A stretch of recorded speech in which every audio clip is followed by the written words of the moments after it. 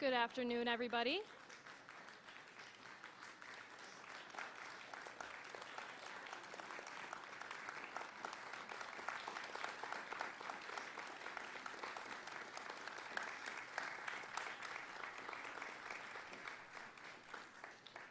Good afternoon, everybody. My name is Haley, and I'm the event assistant here at the Chazen Museum of Art.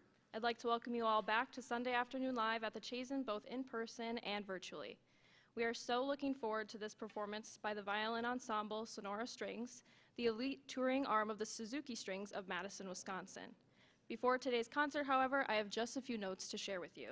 This concert is being live streamed on the Chazen Museum of Art YouTube page and website thanks to our friends at Audio for the Arts. So please be sure to silence our cell phones and keep movement and talking to a minimum during the performance so folks around you and at home can enjoy. Of course, this concert is occurring in our lobby, so there may be a bit of extra ambient chatter from our guests listening to the concert while they explore the galleries. During intermission today, I invite you to visit the Chazen Cafe to grab a coffee, muffin, or glass of wine to enjoy during the remainder of the concert. Finally, as you all know, these concerts are funded entirely by donations from people like you, so if possible, please consider contributing. Now please join me in welcoming Sonora Strings.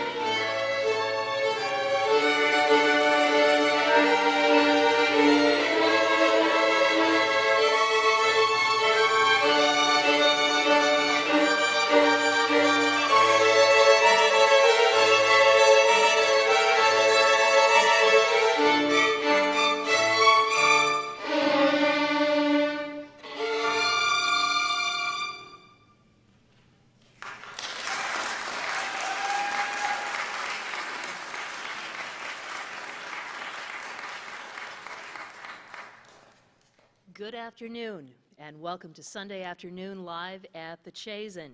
You are hearing the Sonora Strings, part of Suzuki Strings in Madison, which has been around since 1990, providing children of all ages quality, comprehensive musical instruction in violin or viola. In addition to private lessons, students take part in group lessons, and there are recitals and concerts throughout the year. The Sonora Strings will be taking part in the upcoming Bach Around the Clock Festival in Madison. The marathon concert this Saturday runs from 10 in the morning until 5 in the afternoon. These folks are the last to play, and as you can hear, they will be well worth waiting for. What we've just heard is a fandango from one Michael McLean, who is based at Colburn Community School of Performing Arts in Los Angeles, teaching violin and composition. He conducts several ensembles when he isn't writing orchestral, chamber, and film music. The fandango we just heard was written in 1997. We're going to move on to music of Gabriel Fauré, his Sicilienne, which has been around in some form in classical music since Baroque dance suites. It's a slow dance in 6/8 time, and Fauré's was originally written in 1893 for a theater project that was not staged. He then recycled the piece 5 years later when Pelléas and Melisande was staged in Paris. It became part of a concert suite for full orchestra in 1909. Here with their version, Sonora Strings.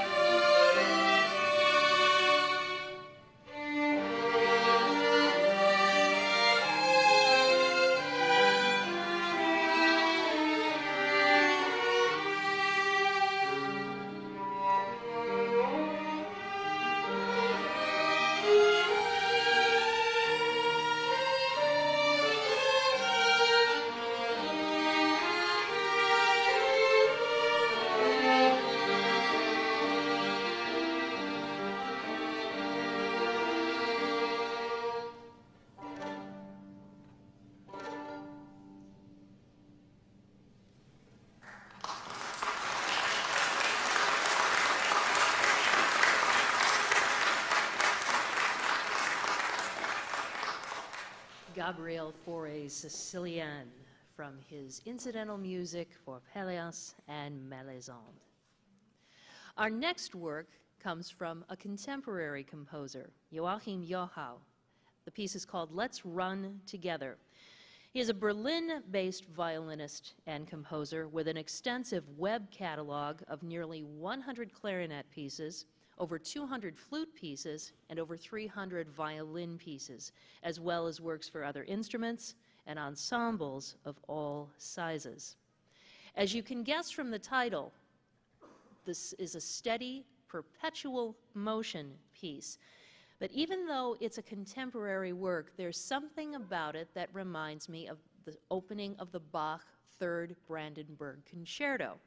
You're welcome to debate me on it later. Meanwhile, please enjoy Sonora Strings.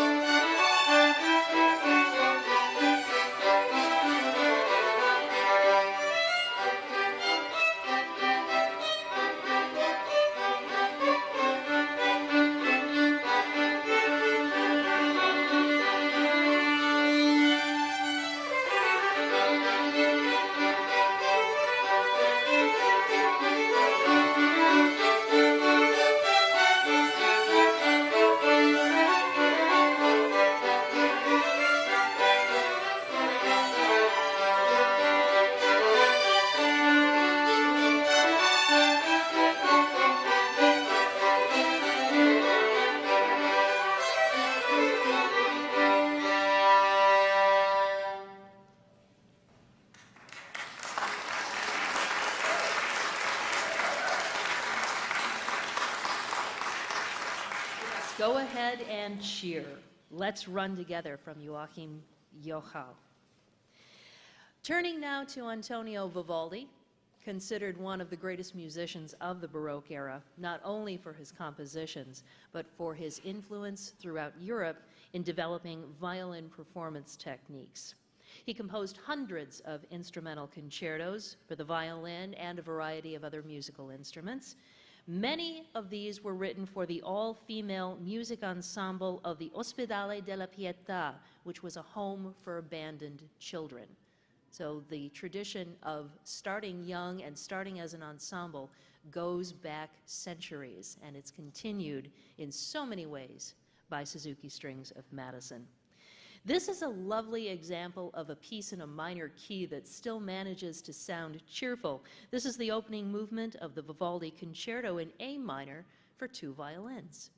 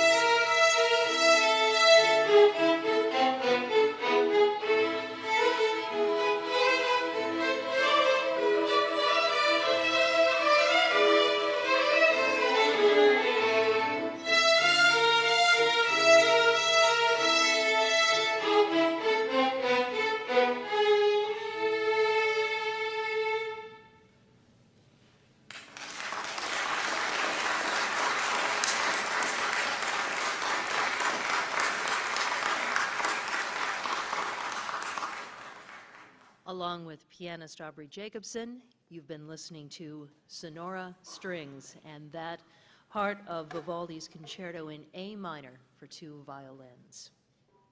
Francisca Edviges Neves Gonzaga, better known as Chiquinha Gonzaga, was born in Rio de Janeiro in 1847. She wrote her first piece of music when she was 11 years old. She would go on to be a composer, a pianist, and the first woman conductor in Brazil. Her stage works used elements of Brazilian popular culture to the delight of her audiences. We'll hear her ballada, one of the over 2,000 pieces she wrote. This she wrote in 1884.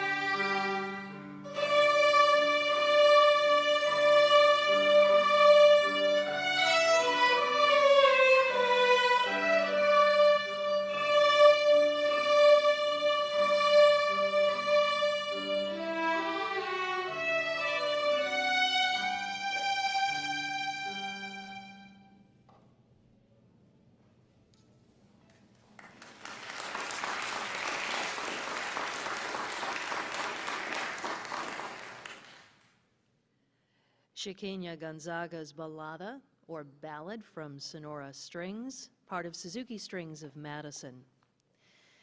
Now, back to the 20th century, and Leroy Anderson, who was born in Cambridge, Massachusetts, and began studying at the New England Conservatory when he was 11 years old. He began writing light orchestral music for the Boston Pops while he was also director of the Harvard Band. You'd think they'd choose something easy, something that was originally written for violins, wouldn't you? They're going to play you Bugler's Holiday, originally written for 3 trumpets and band in 1954. And yes, the melody lines are not only meant to imitate the sound of a brass instrument, but they're meant to imitate the sound of the valveless bugle, the instrument that's used for military calls and fanfares. You don't make it easy on yourselves, do you? Show us what you can do.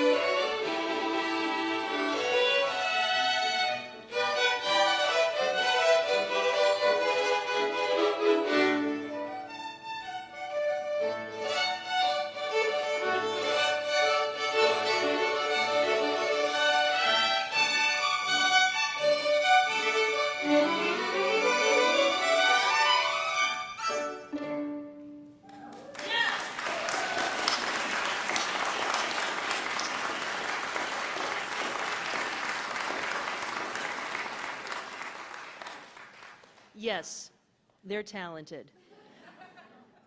That was just flat out cool.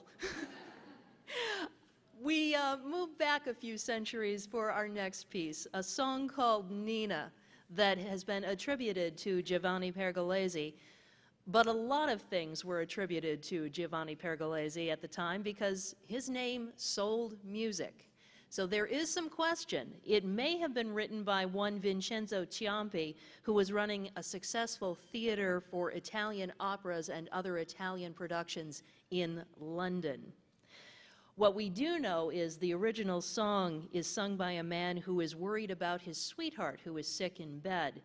And it's been a favorite for operatic tenors like Enrico Caruso, Richard Tucker, and Raymond Vargas. And this afternoon, the Sonora Strings.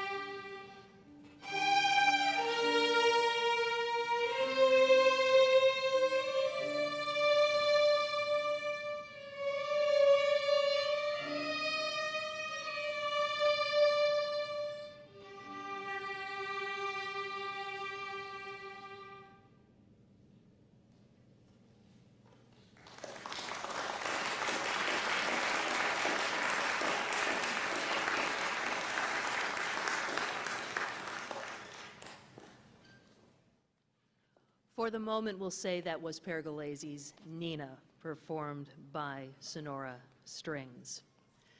And now, back to things that were originally written for violin. One of Bach's works. This is the first movement of the concerto in D minor for two violins, from the greatest German Baroque composer, whose birthday will be celebrated by Madison's Bach Around the Clock later this week. This concerto was written around 1730 and is one of, shall we say, Bach's most successful works. His son, Carl Philipp Emanuel, even performed it at a time when he dismissed most of his father's music as being too old-fashioned to bother with. Along with pianist Aubrey Jacobson, here are Sonora Strings.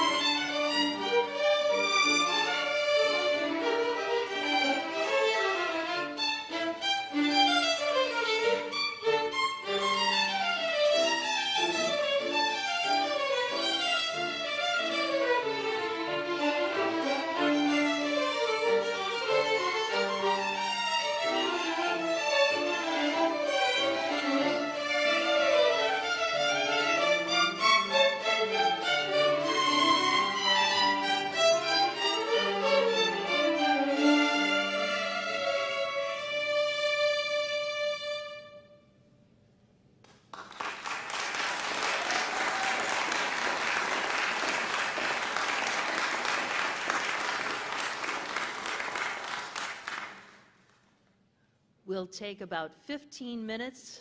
Ladies and gentlemen, you've earned a well-deserved break, but we're looking forward to having you come back shortly. We will have more from Sonora Strings after about 15 minutes, where you all have time to visit the Chazen Cafe and grab a beverage or something to nibble on. Welcome to bring it back to your seats for the second half of the concert. A few things to mention. I've already said a couple of times that coming up later this week is Madison's annual Bach Around the Clock. Here's what's going to happen. Starting on Thursday, there will be an organ masterclass at St. Andrew's Episcopal Church with Jared Stellmacher. The Friday musicale over the noon hour at the First Unitarian Society this week will feature works by Bach, but not played on their original instruments. So if you've ever wanted to hear Bach played on a theremin, be sure you show up for this concert.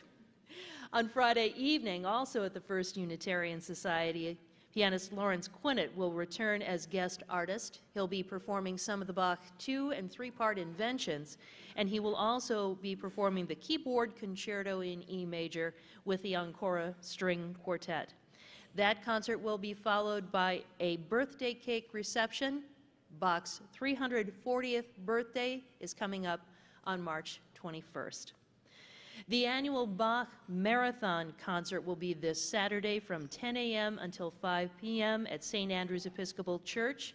As I said before, Sonora Strings will be the last to perform on the program, but this is open to performers of all ages and study levels, individuals and ensembles, period and modern instruments, and you'll hear favorite Bach selections and probably 1 or 2 pieces that will be brand new to you.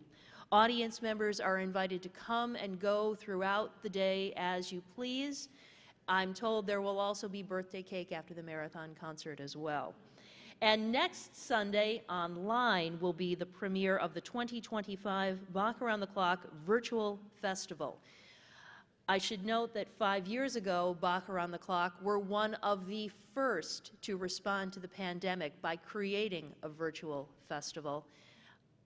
On the one hand, I'm sorry they had to. On the other hand, I'm thrilled they're keeping it up. This is a wonderful way to stay in touch with the best of Bach in the Madison area.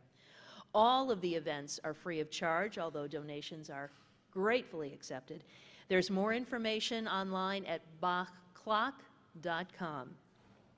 Here at the museum, it is the final week for You Belong Here, Place, People, and Purpose in Latinx Photography at the Garfield Galleries, celebrating Latinx artists across the United States, an exhibition curated by Pilar Tompkins Rivas, the chief curator at the Lucas Museum of Narrative Art in Los Angeles. And in the Roland Galleries, the crafted world of Wharton Esherick explores the interdisciplinary creativity of the American artist best known as the father of the studio furniture movement.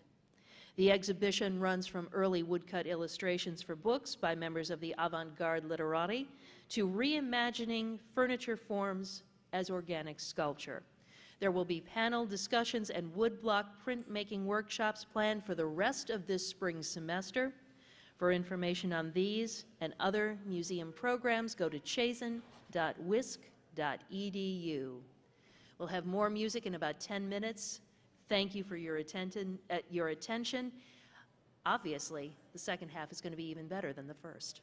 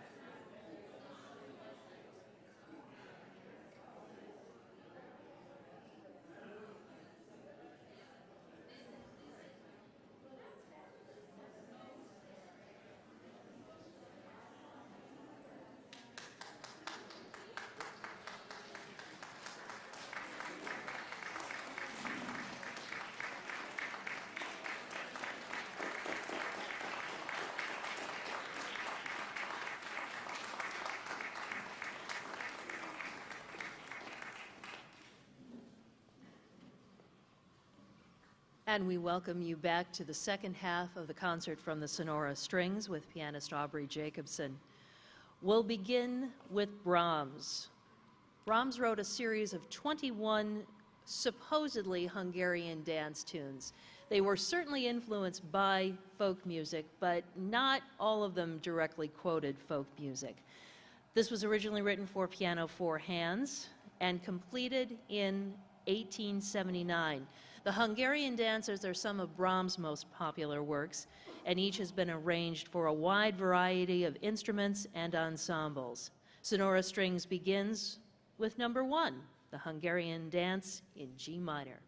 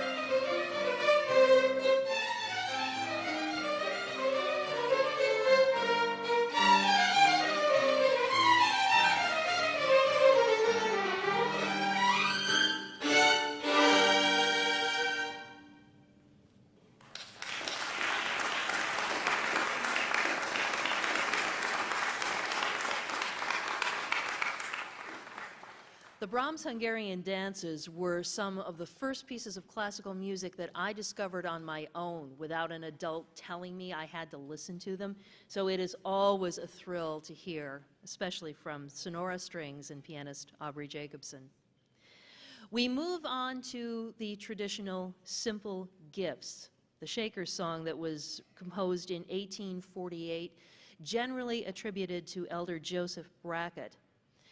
It became widely known when Aaron Copland used the melody as part of the score to Appalachian Spring, the ballet he wrote for Martha Graham in 1944. It's tempting to sing along if you know the words. This afternoon, let's let Sonora Strings do the singing.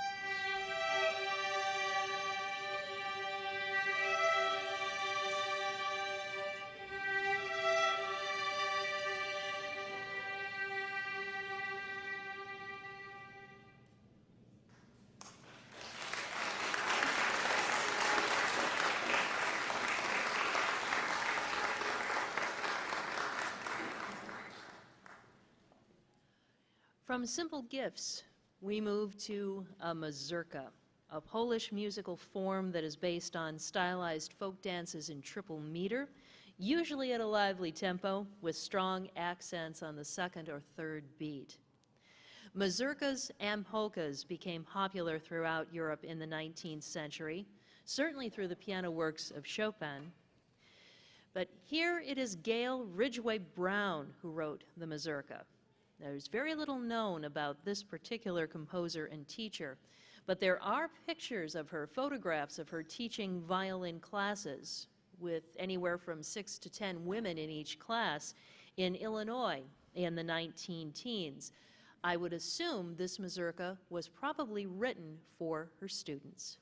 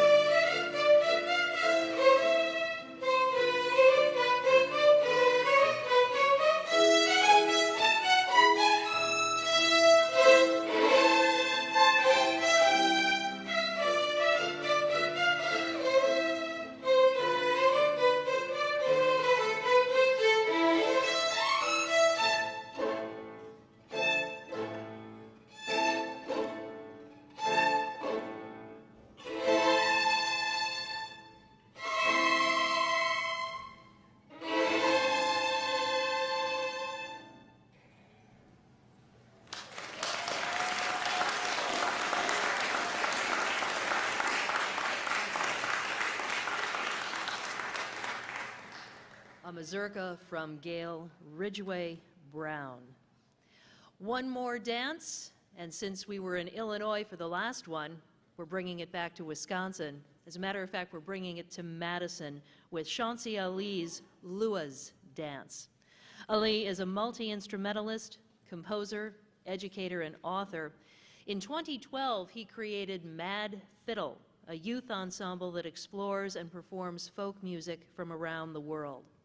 The music that he himself writes blends elements of classical, American fiddle tunes, Celtic, pop, rock, and Scandinavian tunes.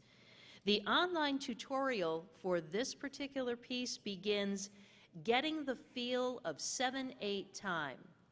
Can anybody in this room dance in 7/8 time? Once again, Sonora Strings, show us how it's done.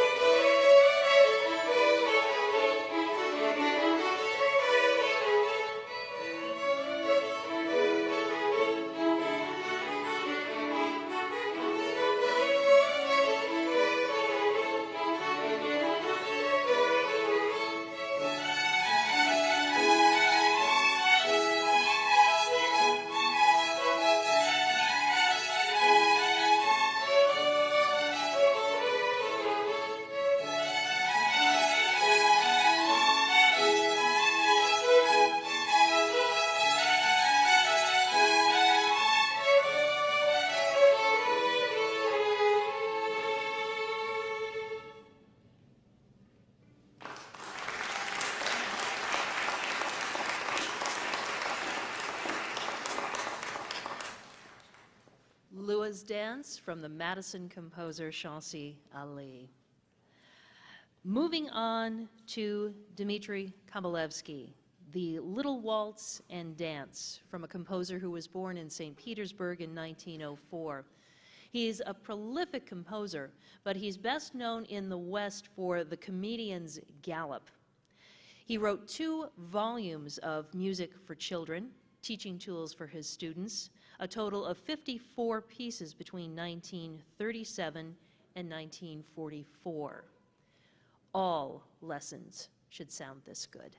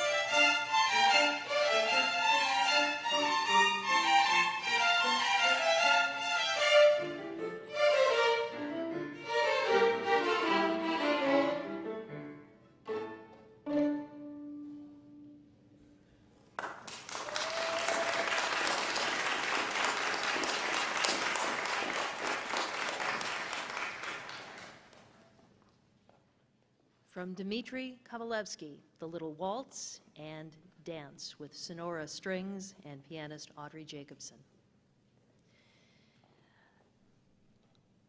All right, you guys didn't know this, but if I cry in the next few minutes, it's all your fault. This is one of my favorite pieces for fiddle. Jay Unger and Molly Mason's The Lover's Waltz. Jay Unger was born in the Bronx in 1946 and came up as a folk musician in Greenwich Village in the 60s.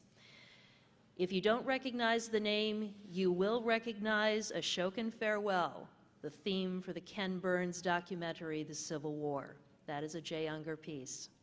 In 1991, he married fellow musician Molly Mason, and their recording, called The Lover's Waltz, included several tunes played at their wedding. In the 25 years since then, The Lover's Waltz has showed up at a lot more weddings.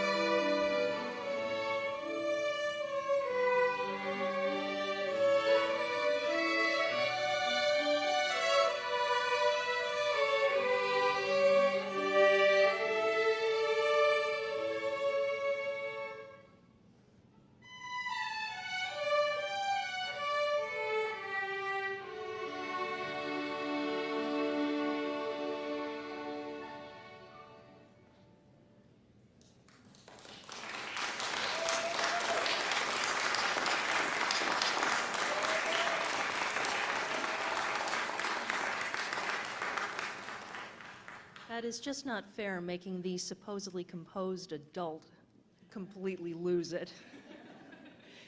Thank you for that, and thank you for everything you've brought us this afternoon. There's still 2 more pieces, though, to enjoy, including this concerto in B minor from one Oscar Reading. He was born in what is now Poland in 1846, a violinist, teacher, composer, and member of Budapest National Theatre Orchestra for 32 years.